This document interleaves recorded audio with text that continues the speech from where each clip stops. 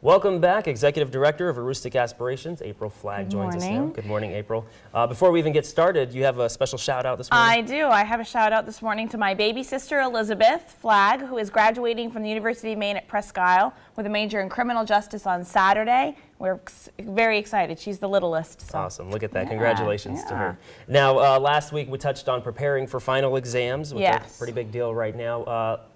Let's talk more about taking the exam. What's the first thing students should do? So the first things that students should do when they're taking an exam is to look over the entire test. Figure out, okay, what am I looking at here? You know, how long is this going to take me? And what sections am I going to need to spend the most time on?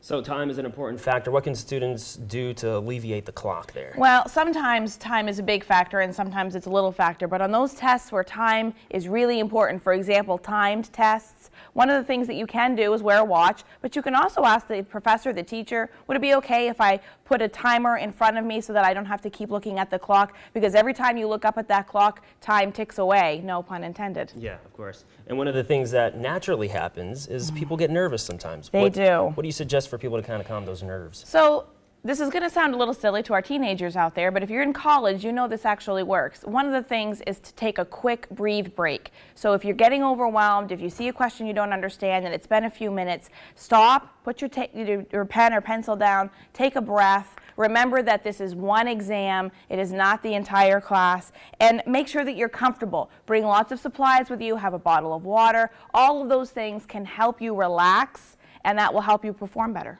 Now, last week you touched a little bit about the mistakes that students make when they're taking the exam.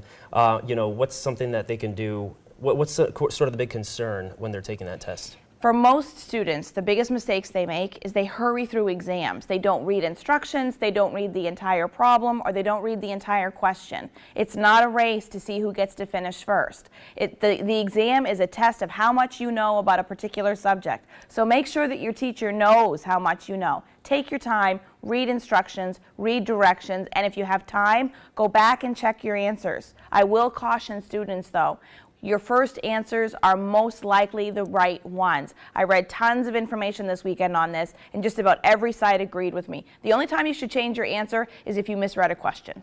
Well, there you go. Now, of course, a lot of students are already preparing. Any last words of advice? Okay, so the big thing is, every site that I've read says 6 hours in a block is much worse than 6 hours spread out. So if you only have 6 hours to prepare for an exam, spread it out a little bit, 2, 2, and 2, or an hour every day. And of course, if people have questions throughout the week for you, this last week before the exams, they can go to govinfund.org. Yes, and we have the top 10. We have a top 10 list for you today. Look at that. And of course, don't forget about State Farm. We're still in the running for State Farm, but we need every single vote this week. It's got 6 days left.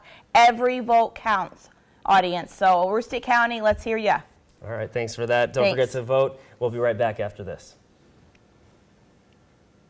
Oh, actually, we're going to take it to Katie for a last look at weather before we go to break. What's going on, Katie? Oh, you forgot about me.